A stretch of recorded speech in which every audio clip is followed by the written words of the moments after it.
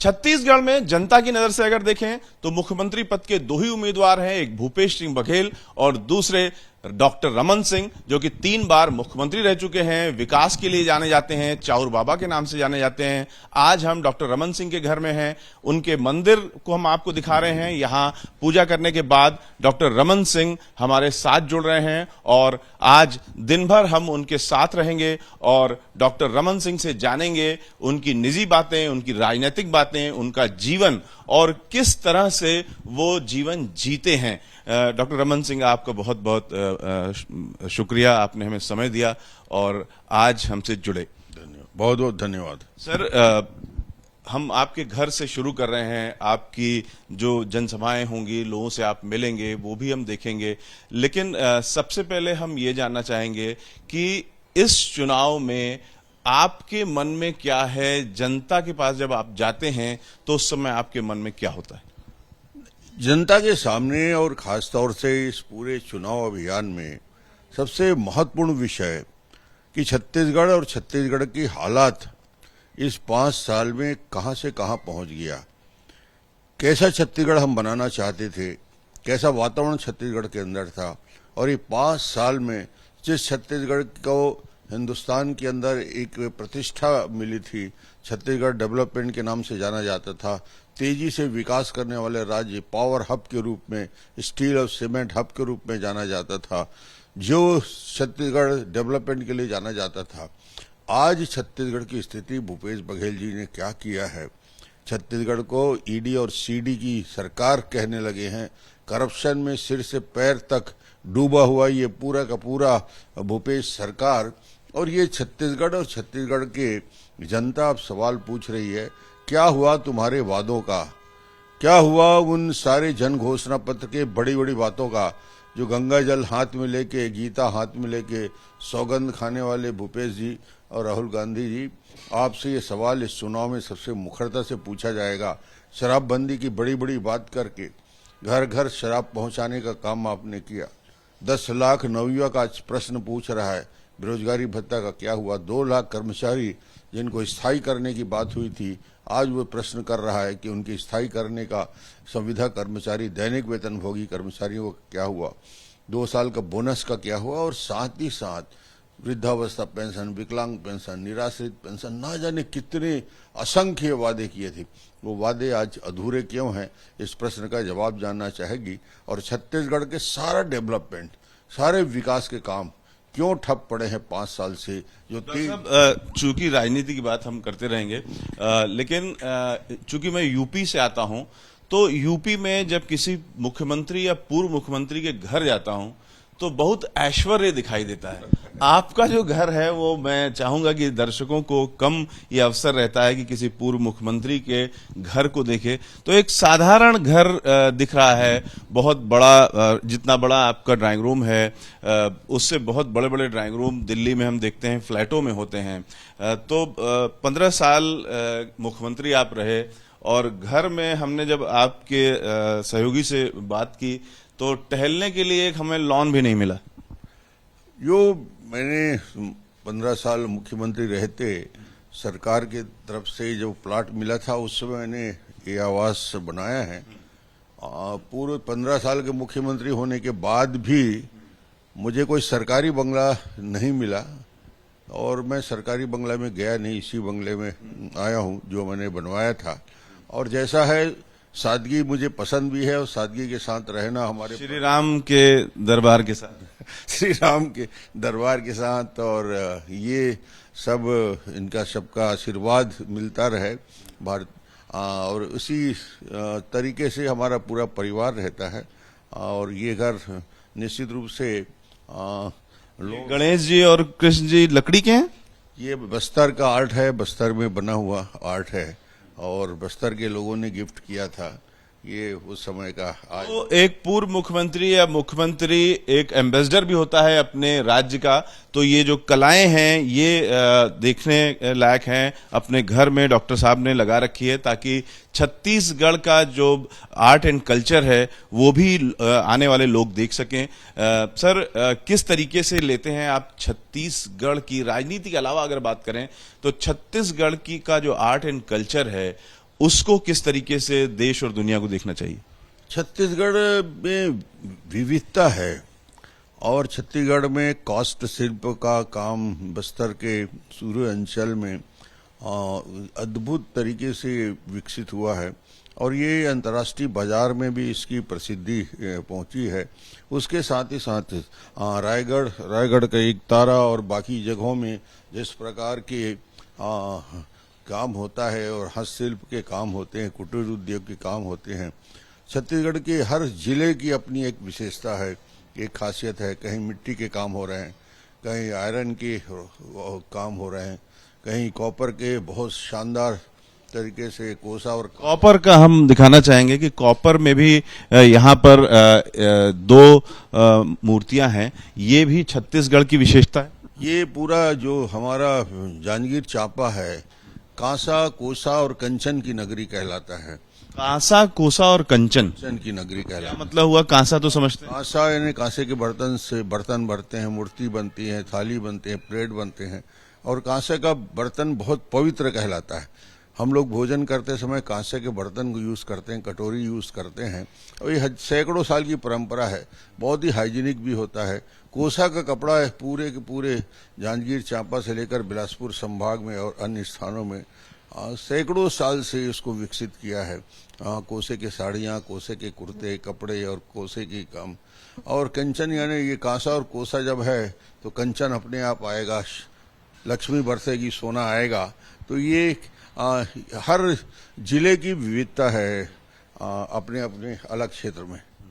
तो यहाँ पर हम देख रहे हैं कि कुछ छोटा सा जगह है, उसमें कुछ काम हो रहा है। क्या काम करवा रहे हैं सर आप?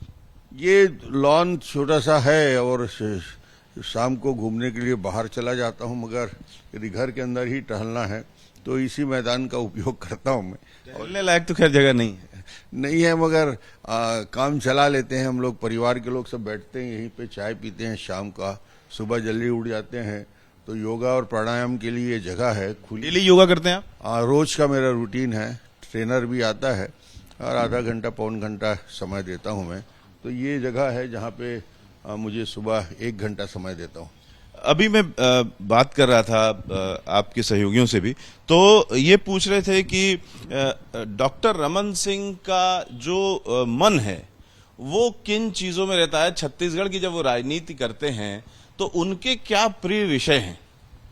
छत्तीसगढ़ में छत्तीसगढ़ का डेवलपमेंट, छत्तीसगढ़ का विकास, छत्तीसगढ़ की बोली भाषा, छत्तीसगढ़ की संस्कृति को और ज्यादा समृद्ध किया जाए। और छत्तीसगढ़ के आम आदमी में, जैसे 2003 में मैंने शुरुआत की, राजनीतिक दृष्टि से मुख्यमंत्री बना, तो पहली चुनौती मेरे सामने आई कि छत्तीसगढ़ में पलायन होता है। 10 लाख से 15 लाख लोग पलायन करते हैं छत्तीसगढ़ से। भूख से मौत होती है, IMR, MMR, माल न्यूट्रिशन, पूरा बस्तर और पूरा सरगुजा के गरीब लोग इससे पीड़ित हैं। तो एक चुनौती को शुरुआत के दौर में मैंने देखा 2003 में आते ही, तो हमने एक नई योजना शुरू की, खाद्यान्न सुरक्षा योजना। वो चाहे 1 रुपये किलो चावल की योजना हो, नमक हमने निःशुल्क देने का काम किया, चना देने की योजना बनाई। तो ये कुपोषण के खिलाफ लड़ाई में 65 लाख परिवार को चिन्हांकित करके, और दूसरा PDS में लीकेजेस बहुत थे पूरे देश में। मुझे कहा जाता था PDS में सिस्टम को ठीक नहीं कर सकते कोई। हमने कहा PDS को हम 0% करप्शन में लाएंगे और 65 लाख परिवार को यदि हमने PDS से जोड़ा, चावल से जोड़ा, नमक से जोड़ा, तो 100% गारंटी के साथ कि 65 लाख परिवार तक वो राशन 7 तारीख तक पहुंच जाए। इसके लिए राशन त्योहार मनाते थे और ये लगातार 15 साल तक लोगों को कभी दिक्कत नहीं हुई। उसका असर हुआ IMR में, MMR में, माल न्यूट्रिशन में, पलायन रुका और लोगों को दोनों टाइम खाने की व्यवस्था हुई। छत्तीसगढ़ में जो मुख्य समस्याएं हैं, राजनीतिक लिहाज से लोग अपने अपने तरीके से जो उन्होंने किया है उसकी चर्चा करते हैं, दूसरे ने नहीं किया है उसकी चर्चा करते हैं। लेकिन अगर आप देखें तो छत्तीसगढ़ की मेन समस्याएं क्या हैं जो केंद्र सरकार को, राज्य सरकारों को, विपक्ष को मिल करके शेयर करनी चाहिए, उसकी दिशा में काम करनी चाहिए? छत्तीसगढ़ में हम लोगों ने जब शुरुआत की, छत्तीसगढ़ का गठन इसलिए हुआ कि बेसिक इंफ्रास्ट्रक्चर छत्तीसगढ़ में कमजोर था। क्षेत्रीय असंतुलन का शिकार था छत्तीसगढ़। राज्य के निर्माण के पीछे कल्पना यही थी कि छत्तीसगढ़ को विकसित राज्य की श्रेणी में लाया जाए, और अटल जी ने 2000 में जब छत्तीसगढ़ बनाया तो यही कल्पना कि छत्तीसगढ़ को एक विकसित छत्तीसगढ़ बनाया जाए, जहां सड़कों का जाल हो, जहां एजुकेशन के लिए अच्छे स्कूल हो, एजुकेशन का हब बनाया जाए। ट्राइबल क्षेत्र में एससी और एसटी के पॉपुलेशन 32 और 12%, करीब करीब आधी आबादी शेड्यूल कास्ट शेड्यूल ट्राइब की है। उनके लिए बेहतर एजुकेशन की व्यवस्था, हेल्थ सिस्टम को बेहतर करने के लिए गांव-गांव से लेकर शहर तक न केवल मेडिकल कॉलेज की स्थापना की हमने, 2 से 10 और 11 मेडिकल कॉलेज कर दिए, बल्कि पीएससी सीएससी को अपग्रेड, दंतेवाड़ा, बीजापुर, नारायणपुर, सुकमा, कोंटा, वहां के हॉस्पिटल को अपग्रेड करके चिकित्सकों की नियुक्ति ही नहीं की, बल्कि वहां पे सर्जरी करने का काम भी शुरू कराया। तो एक प्रकार से हेल्थ में, एजुकेशन में एजुकेशन हब बनाया बस्तर के। दंतेवाड़ा का आज वहां जाके देखें तो एजुकेशन हब जो वहां पे बना हुआ है, तो वो अपने आप में राष्ट्रीय स्तर का संस्थान है, जहां हजारों बच्चे एजुकेशन लेते हैं, प्राइमरी से लेकर 12 तक के बच्चे काम करते। जवांगा का सेंटर हमारा अपने आप में अद्भुत। ये सब बातें तो डॉक्टर साहब आपने कर दी, भूपेश बघेल जी भी बताएंगे कि कुछ चीजें उन्होंने कर दी। आज क्या जरूरत है, अगर आप मुख्यमंत्री बनते हैं तो किन चीजों पर फोकस होगा और किन चीजों को सबसे पहले एड्रेस करेंगे? देखिए, अभी तो सबसे बड़ी बात है कि छत्तीसगढ़ को सबसे पहला काम, जो भी मुख्यमंत्री बने छत्तीसगढ़ में, उसकी जवाबदारी रहेगी। सबसे बड़ा छत्तीसगढ़ के साथ भूपेश बघेल ने जो नाइंसाफी की है, 16 लाख गरीब परिवारों को जो आवास स्वीकृत किए थे माननीय नरेंद्र मोदी जी ने, वो 16 लाख आवास लौट गए। ऐसी योजनाओं को तत्काल हम पहले दिन आते ही जो भी मुख्यमंत्री बनेगा 16 लाख आवास गरीबों को आवंटित करने का काम। ब्रेकिंग न्यूज आप दे रहे हैं कि अगर आप मुख्यमंत्री बनेंगे तो आप पहला काम ये करेंगे कि 16 लाख गरीब आवास जो है वो देंगे। प्रधानमंत्री जी ने मंच पे सार्वजनिक सभा में हम लोगों को कहा कि वो 16 लाख आवास जो दिल्ली ने सैंक्शन किया था, भूपेश ने नहीं बनाया, हम फिर वापस देंगे और हम स्टेट का शेयर देकर पूरे के पूरे निर्माण कार्य को 16 लाख आवास गरीबों को देंगे। पहला काम रहेगा। फिर ये करप्शन जिस प्रकार की चिपका हुआ है छत्तीसगढ़ से, भ्रष्टाचार जिस प्रकार से चिपका, इसको पूरी तरीके से जितने भी लोग इससे इन्वॉल्व हैं उनके ऊपर कार्रवाई करेंगे। पीएससी जैसे संस्था जहाँ पे बच्चों का भविष्य बनता है, लाखों बच्चों का भविष्य अटका हुआ है, उस संस्था में 50-50 लाख रुपया दे के पद पोस्टिंग जब हो रही है, तो अब ये कहा जा सकता है कि ऐसी संस्थाओं को जनता के सामने लाना और ऐसे जो गलत कदम उठाए उनके खिलाफ कठोरतम कार्रवाई करना। छत्तीसगढ़ की छवि अभी भी गरीब प्रदेशों में बनी हुई है। गरीबी की रेखा के नीचे जो स्तर है वो देश में सबसे ज्यादा माना जा रहा है। बिल्कुल, गरीबी की सीमा के नीचे लोग की संख्या भी ज्यादा है और इसके लिए निश्चित रूप से लोगों के जीवन में एक बेहतर परिवर्तन आए, गरीबी के इस सीमा से लोग ऊपर आए। उनके कौशल उन्नयन की योजना, कार्य योजना हमने बनाई है। स्किल अपडेशन के काम हम करेंगे और कैसे उनको हाथ में हुनर दिया जाए, कैसे उनको रोजगार दिया जाए। एग्रीकल्चर सेक्टर को और डेवलप करके, एलाइड एंड एग्रीकल्चर सेक्टर को टॉप प्रायोरिटी में काम करके उस अलग अलग स्थानों पे इनके लिए एक कार्य योजना बना के सभी ब्लॉक लेवल पे हम काम शुरू करेंगे। नक्सल की समस्या कुछ कम हुई है, क्या करने की जरूरत है? नक्सल समस्या को हमने 15 साल में काफी ठीक करने का प्रयास किया और एक बात कह सकता हूँ, सरगुजा नक्सल समस्या से पूरी तरह से मुक्त हो चुका है। एक पूरा संभाग जो सबसे ज्यादा पीड़ित था, अब बारी बस्तर की थी, बस्तर भी धीरे धीरे ठीक हो रहा है। मगर सरकार जैसे ही भारतीय जनता पार्टी बनती है, डबल इंजन की सरकार होगी, केंद्र का पूरा सहयोग रहेगा और बस्तर में भी हम शांति की स्थापना करेंगे। भूपेश सिंह बघेल के कामकाज की हर आदमी अपने ओपोनेंट की बताता है कि क्या कमियां रह गई। कोई काम ऐसा उन्होंने किया जिसकी आप तारीफ भी करना चाहें? काम जो जनता के लिए करना चाहिए, काम जो मुझे लगता है कि जिस प्रकार के नीति, पहली बात तो भूपेश जी को सवाल मुख्यमंत्री हैं तो मुख्यमंत्री के 2 चीज साफ होनी चाहिए, सरकार की नीति और नीयत। यदि 2 चीज साफ हो जाए तो फिर बाकी समस्या का समाधान अपने आप हो जाता है। यदि नीति ही गलत बना दिया और नीयत सही नहीं है तो आज जो जिस प्रकार के घोटाले हो रहे हैं, आपने कोयले को सीधा सीधा आपने गड़बड़ किया कि कोयले में हम लोगों ने योजना बनाकर कोयले की आवंटन किया, कोयले के लिए जितने भी उनके ब्लॉक्स थे वो वितरित किए, कोयले के लिए लंबे समय तक छत्तीसगढ़ में हमने काम किया, मगर कभी करप्शन का आरोप नहीं लगा। हमने सिस्टम बनाया था कि कोयला निकासी होती है तो उस कोयले को निकासी के लिए जो डीओ जारी होता है और वो डिस्पैच ऑर्डर को हमने ऑनलाइन कर दिया, किसी को वहां जाने की जरूरत नहीं है, मैनुअल कुछ काम नहीं होता। इन्होंने आते ही नीतिगत परिवर्तन किया, वो ऑनलाइन को ऑफलाइन कर दिया, 25 रुपये प्रति क्विंटल लेना शुरू कर दिया, 500 करोड़ का घपला, और आज उनका डायरेक्टर 7 महीने से जेल के अंदर पड़ा है, इसलिए कि उसने नीतिगत फैसला गलत लिए कि ऑनलाइन जो व्यवस्था बनाए थे डीओ ऑर्डर का उसको ऑफलाइन कर दिया और उसमें पैसे की लीकेज। तो इस प्रकार की योजनाओं को समाप्त बंद करना और ट्रांसपेरेंसी के साथ सरकार के सभी सिस्टम को दुरुस्त करना, ये किसी भी सरकार के लिए ये छत्तीसगढ़ में टॉप प्रायोरिटी रहेगी। भूपेश बघेल कह रहे हैं कि जो पीएम आवास योजना है उसके फंड रिलीज नहीं किए गए, इसलिए वो योजना रुक गई, लेकिन सीएम आवास योजना यहां पर लागू है। प्रधान भूपेश जी मुख्यमंत्री हैं, जनता को इस प्रकार तो भ्रम में न डालें। मेरे पास 3 पत्र हैं केंद्रीय मंत्रियों के, जो बार बार लिखा गया कि आपके आवास स्वीकृत हो गए हैं, आप इस आवास के मैचिंग ग्रांट 40% पैसा लगाइए और आवास बनाने का काम करिए। 60% गवर्नमेंट ऑफ इंडिया ने सैंक्शन कर दिया। एक पत्र नहीं, 2 पत्र नहीं, 3 पत्र चीफ सेक्रेटरी के नाम से आए, रिकॉर्ड में है, मेरे पास वो पत्र हैं, विधानसभा में प्रस्तुत किया, विधानसभा का घेराव किया कि 16 लाख आवास बनाइए। हजारों लोगों को विधानसभा में आकर गरीबों ने प्रदर्शन किया, और उसके बाद भी भूपेश बघेल आज जब आचार संहिता लग गया तो बोलते हैं 16 लाख मकान, 17 लाख मकान हम बना देंगे।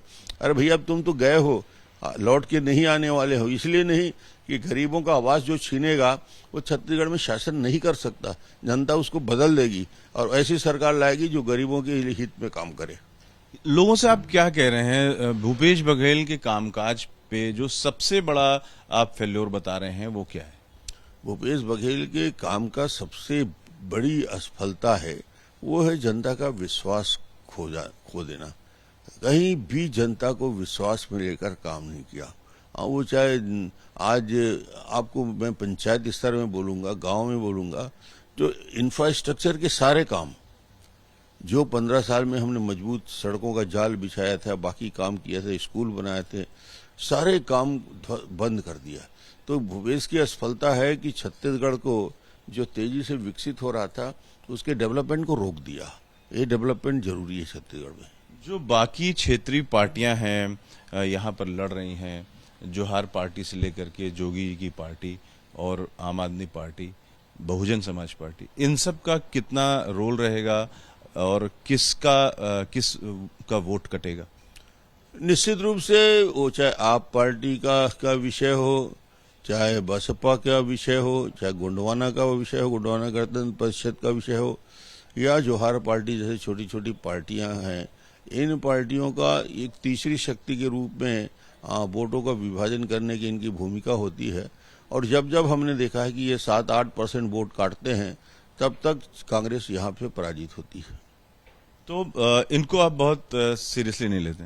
नहीं, वो उनकी शक्ति है और कांग्रेस यानी तीसरी शक्ति के रूप में जो वोटों का जो प्रतिशत में बदलाव लाने की क्षमता है और निश्चित रूप से कांग्रेस को नुकसान होगा। सबसे महत्वपूर्ण विषय क्या है जब आप लोगों के पास जा रहे हैं और उनसे बात कर रहे हैं? फोकस किस बात पे?